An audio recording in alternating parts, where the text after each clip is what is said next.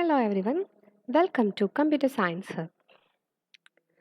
Our subject is Computer Fundamentals and today's topic is Primary Storage. We will be discussing RAM, ROM, PROM, EPROM, varieties of primary storage, RAM and ROM. So let's start. Okay, first what is meant by this primary storage? കമ്പ്യൂട്ടറിൻ്റെ memory systems പറയുമ്പോൾ computer memory എന്താണെന്ന് നമ്മൾ പഠിച്ചിട്ടുണ്ടായി. അതായത് it's a device something that can retain values for some time. അതാണ് memory എന്ന് പറയുന്നത്. എന്തെങ്കിലും മെമ്മറൈസ് ചെയ്ത് വെക്കണം അല്ലെങ്കിൽ സ്റ്റോർ ചെയ്ത് വെക്കണം. അതാണ് മെമ്മറി കമ്പ്യൂട്ടറിൻ്റെ സ്റ്റോറേജ്. ആൻഡ് ദിസ് സ്റ്റോറേജിനെ ജനറലി രണ്ടായിട്ട് നമുക്ക് ക്ലാസിഫൈ ചെയ്യാൻ പറ്റും. അതായത് പ്രൈമറി സ്റ്റോറേജും സെക്കൻഡറി സ്റ്റോറേജും. ആൻഡ് ആക്ച്വലി ഏതൊക്കെയാണ് സ്റ്റോറേജ് നമ്മൾ പഠിച്ചിട്ടുണ്ട്. അത് രജിസ്റ്റേഴ്സ് വരുന്നുണ്ട്, ക്യാഷസ് വരുന്നുണ്ട്, then primary storage, secondary storage. ഇത്രയാണ് സ്റ്റോറേജ് ഡിവൈസസ് വരുന്നത്. സോ അതിനകത്ത് പ്രൈമറി സ്റ്റോറേജ് എന്ന് പറയുന്ന കാറ്റഗറി എന്ന് പറയുന്നത് the storage that can be directly accessed by the C P U. C P യുവിനായിട്ട് ഡയറക്റ്റായിട്ട് കമ്മ്യൂണിക്കേറ്റ് ചെയ്യുന്നവരാണ് പ്രൈമറി സ്റ്റോറേജ്. സെക്കൻഡറി സ്റ്റോറേജ് എന്ന് പറയുന്നത് സി പി യു ആയിട്ട് ഡയറക്റ്റ് കമ്മ്യൂണിക്കേഷൻ അല്ല, നമ്മളുടെ എക്സ്റ്റേണലി വെക്കുന്ന സ്റ്റോറേജ് ഡിവൈസസ്. ഇപ്പോൾ നമ്മൾ സി ഡി യൂസ് ചെയ്യുന്നു, പെൻ ഡ്രൈവ് യൂസ് ചെയ്യുന്നു, ഹാർഡ് ഡിസ്ക് യൂസ് ചെയ്യുന്നു, ഇതെല്ലാമാണ് സെക്കൻഡറി സ്റ്റോറേജ്. അപ്പോൾ പ്രൈമറി സ്റ്റോറേജ് എന്താണ്? It's also known as main memory or internal memory or prime memory. It's often referred to simply as memory. It's the only one directly accessible memory to the CPU. So actually C P യുന്ന് direct normally നമ്മൾ memory എന്നുള്ളൊരു simple term കൊണ്ട് use ചെയ്യുന്നത് തന്നെ ഈ primary മെമ്മറിനെയാണ് mention ചെയ്യാറ്. And it is a memory that is directly accessible by the C P U. CPU continuously read instructions stored there and executes them as required. The major categories are RAM and ROM. Okay, then this is, അപ്പോൾ നമുക്ക് ചോദിക്കാം, അതായത് C P U registers ഉണ്ട്, then caches ഉണ്ട്, അവരെല്ലാം C P U directly access ചെയ്യുന്നുണ്ട്. ശരിയാണ്. ഇപ്പോൾ നോർമലി സി പി യുവിന് ഡയറക്റ്റ്ലി ആക്സസ് ചെയ്യാൻ പറ്റുന്നവർ രജിസ്റ്റേഴ്സ്, ക്യാഷസ്, പിന്നെ ഈ പറയുന്ന പ്രൈമറി മെമ്മറിയാണ് സി പി യുവിന് ഡയറക്റ്റ്ലി ആക്സസ് ചെയ്യാൻ പറ്റുന്നത്. ഓക്കെ, അപ്പോൾ രജിസ്റ്റേഴ്സ് എന്ന് പറയുമ്പോൾ അത് ടെമ്പററി സ്റ്റോറേജ് ആണ്. ക്യാഷ് ഓൾസോ ഈ സി പി യുവിൻ്റെയും മെമ്മറിയുടെയും നടുക്കിലുള്ള ഒരാളാണ് ക്യാഷ് മെമ്മറി എന്ന് പറയുന്നത്. നമ്മൾ ഡീറ്റെയിൽ ആയിട്ട് അതിനെപ്പറ്റി ഇനി പഠിക്കുക കേട്ടോ. അപ്പോൾ primary memory is also directly accessible by the CPU and the main categories are RAM and ROM. ഇപ്പോൾ നോക്കുമ്പോൾ മേജർ കാറ്റഗറീസ് പറയുന്നത് റാം ആൻഡ് റോം ആണ്. And these are again classified into there are two types of RAM, D RAM and S RAM. And for ROM they are P ROM and E PROM. Then this EEPROM is again divided into EEPROM and UVEPROM. So these are the classifications. നമുക്കിനി വേണ്ടത് ഓരോന്നും detail ആയിട്ട് നോക്കലാണ്. ഈ പറയുന്ന എല്ലാ കാറ്റഗറീസും നമ്മളൊന്ന് detail ആയിട്ട് നോക്കുന്നുണ്ട്. So random access memory, RAM, that is a read write memory. ഇപ്പോൾ റീഡ് ചെയ്യാം, ആ മെമ്മറിക്ക് നമുക്ക് റൈറ്റ് ചെയ്യാം, രണ്ടും പറ്റും. It possesses random access property.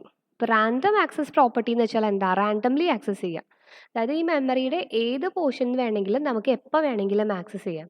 ഇപ്പം ഞാൻ കഴിഞ്ഞ മെമ്മറിയുടെ എക്സാമ്പിൾ പറഞ്ഞിരുന്നു. അതായത് പണ്ടത്തെ ടേപ്പ് റെക്കോർഡറൊക്കെ എങ്ങനെയായിരുന്നു, ഒരു പാട്ട് കേട്ട് നെക്സ്റ്റ് പാട്ടിലോട്ട് നമുക്ക് നേരെ ജമ്പ് ചെയ്യാൻ പറ്റില്ല. തുടക്കത്തിൽ നിന്നേ ഇങ്ങനെ ഫോർവേഡ് ചെയ്ത് പോയാൽ മാത്രമാണ് പറ്റുള്ളൂ. അത് 1 by 1 ആയിട്ടാണ് ആക്സസ് ചെയ്യുന്നത്. സീക്വൻഷ്യൽ എന്നാണ് അതിനെ പറയുക.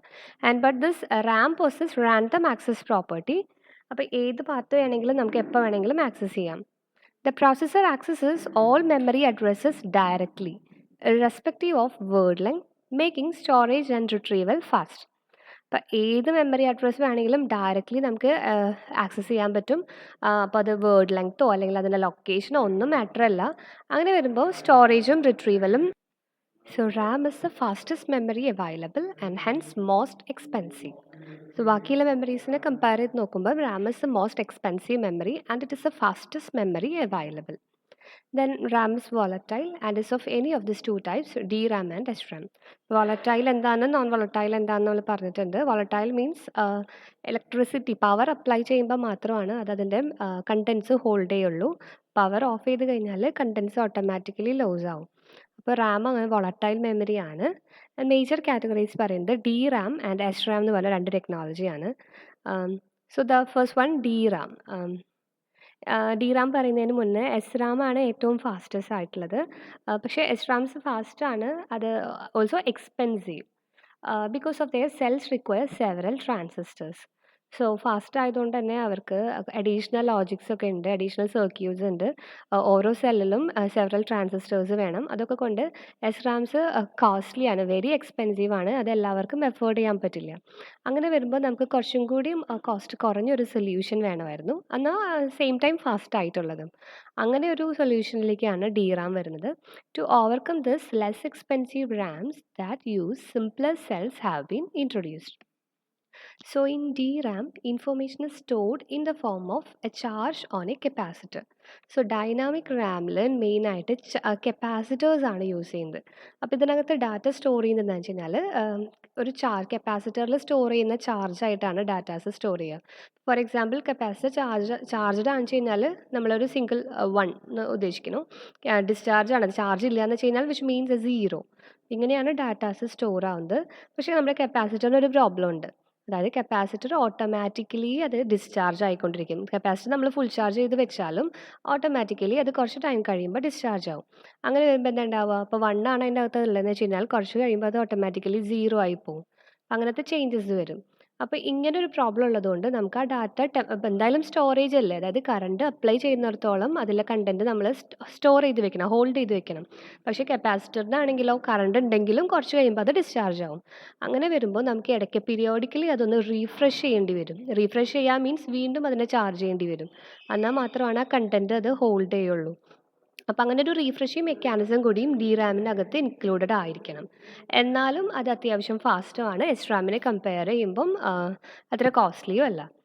So DRAM information is stored in the form of a charge on a capacitor.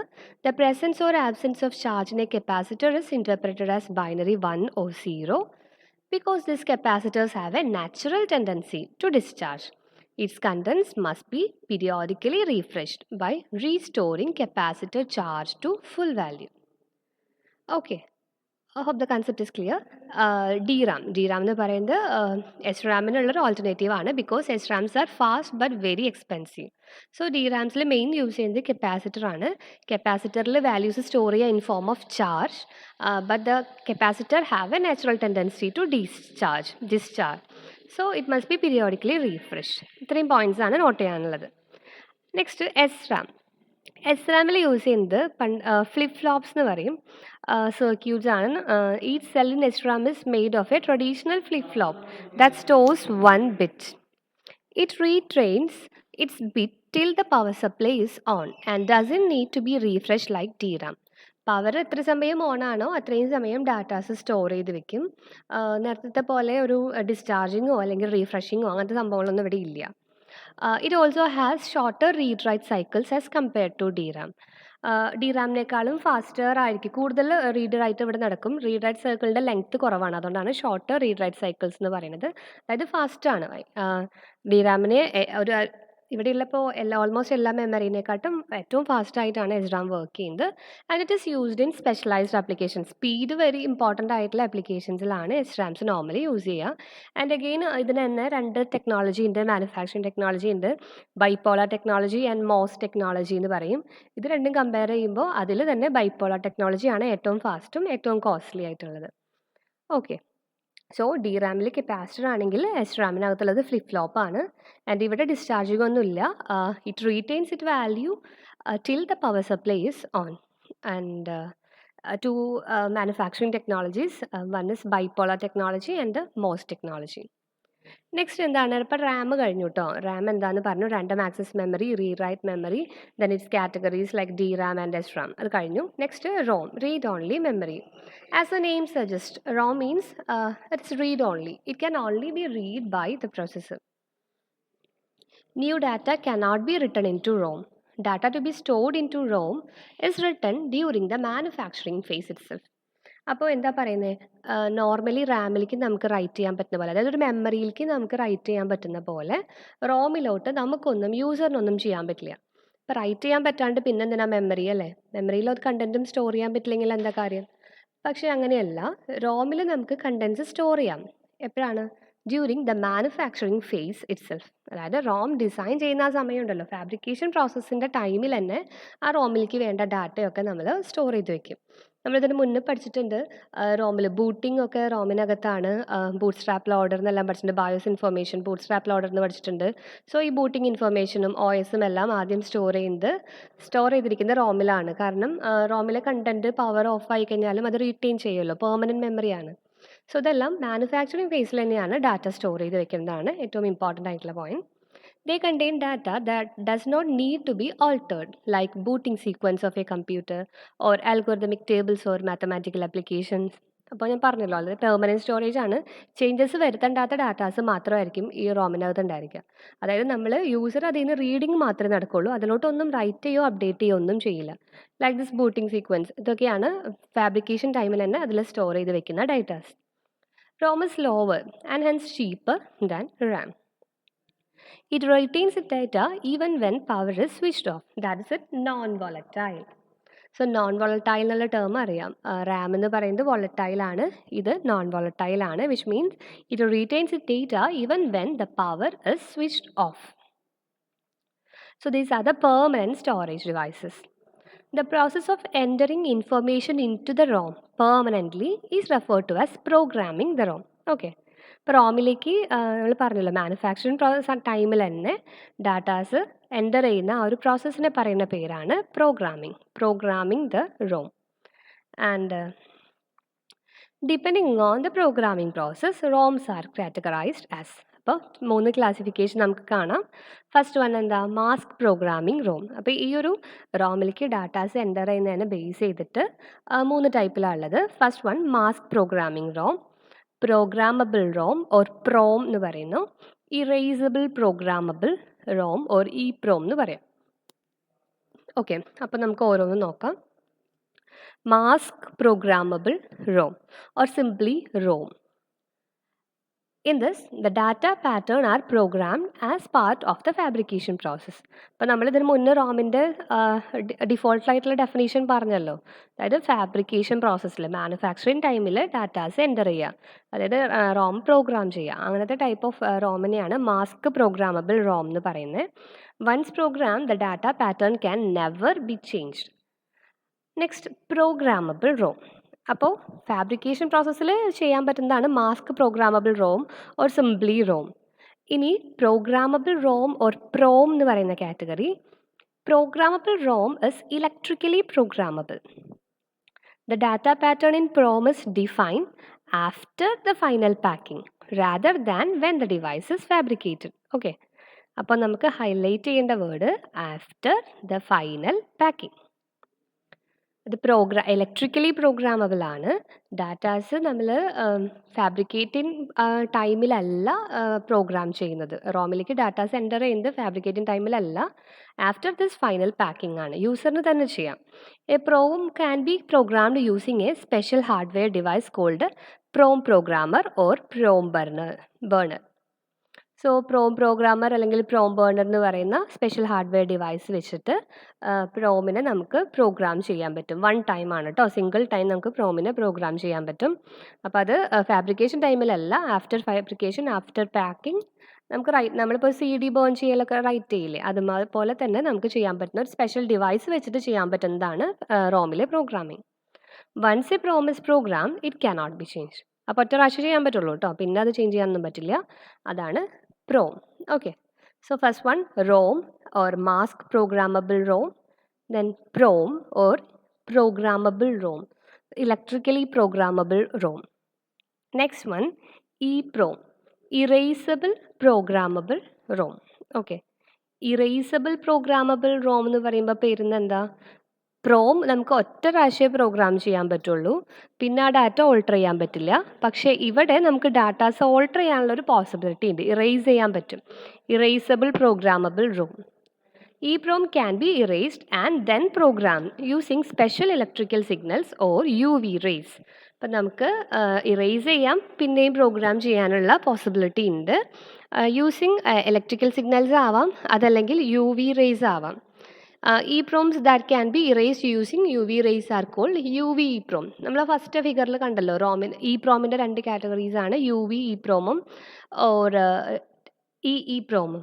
So ഈ UV EPROM എന്ന് പറയുന്നത് അൾട്രാ വയലറ്റ് റേസ് വെച്ചിട്ട് ഇറേസ് ചെയ്യാൻ പറ്റുന്നതാണ്. അതായത് ഈ പ്രോമിനെ നമ്മൾ സ്പെഷ്യൽ അൾട്രാ വയലറ്റ് റേസ് വെച്ച് പ്രോമിലെ ഓരോ സെൽസിലെയും ഡാറ്റാസ് ഇറേസ് ചെയ്ത് കളയാണ്. എന്നിട്ട് വേണം ഡാറ്റാസ് വീണ്ടും റൈറ്റ് ചെയ്യാൻ. So EPROM that can be erased using electrical signals are called EEPROM. അപ്പോൾ ഇത്രയും യു വി റേസ് ഒന്നും വേണ്ട, നമ്മുടെ ഇലക്ട്രിക്കൽ സിഗ്നൽസ് വെച്ചിട്ട് തന്നെ ഡിലീറ്റ് ചെയ്യാൻ പറ്റും. അങ്ങനത്തെ പ്രോമിനെയാണ് ഈ പ്രോം എന്ന് പറയുന്നത്, electrically erasable PROM. However handling electrical signals is easier and safer than. അപ്പോൾ യു വിനേക്കാൾ എന്തുകൊണ്ടും സേഫും ഈസിയറും ആണ് ഇലക്ട്രിക്കൽ സിഗ്നൽസ് വെച്ച് ചെയ്യുന്ന ഈ പ്രോം എന്ന് പറയുന്നത്. എന്നാലും നമ്മൾ വിചാരിക്കുന്ന പോലെ നോർമലി നമ്മൾ പ്രൈമറി മെമ്മറി റാമായിട്ട് നമ്മൾ കമ്മ്യൂണിക്കേറ്റ് ചെയ്യുന്നല്ലോ, റൈറ്റ് ചെയ്യുന്നതും റീഡ് ചെയ്യുന്നതും അതുമാതിരി ഈസി ആയിട്ടുള്ള ഒരു പ്രോസസ്സൊന്നും അല്ല ഈ writing. Special different voltage signals, electrical signals ഒക്കെ വേണം ഈ പ്രോമിനെ പ്രോഗ്രാം ചെയ്യാനായിട്ട്. അപ്പോൾ അത് കുറച്ച് ടഫൊക്കെ തന്നെയാണ്. അതായത് റാമിനെ കമ്പയർ ചെയ്യുമ്പോൾ, അതുകൊണ്ടാണ് നമ്മൾ റീഡ് ഓൺലി മെമ്മറി എന്ന് പറയുന്നത്. മോസ്റ്റ്ലി ഓൾട്ടർ ചെയ്യാത്ത ഡാറ്റാസ് സ്റ്റോർ ചെയ്യാനാണ് റോം യൂസ് ചെയ്യുക. എന്നാലും അതിനെ നമുക്ക് പ്രോഗ്രാം ചെയ്യാനും ഇറേസ് ചെയ്യാനുള്ള ഓപ്ഷൻസ് അവൈലബിൾ ആണ്. അപ്പോൾ അത്രയൊക്കെയാണ് നമ്മൾ പറഞ്ഞത്. സോ ഇന്നത്തെ വീഡിയോയിൽ നമ്മൾ എന്തൊക്കെയാണ് ഇന്നത്തെ ക്ലാസ്സിൽ നമ്മൾ പ്രൈമറി മെമ്മറി എന്താണെന്ന് പറഞ്ഞു, ആൻഡ് അതിൻ്റെ 2 വെറൈറ്റീസ് റാമും റോമും. RAM again divided into S RAM and D RAM. This ROM is divided into mask programmable ROM, erasable PROM. Erasable, again 2 category, UV erasable and electrically erasable. Hope the concept is clear. Thank you.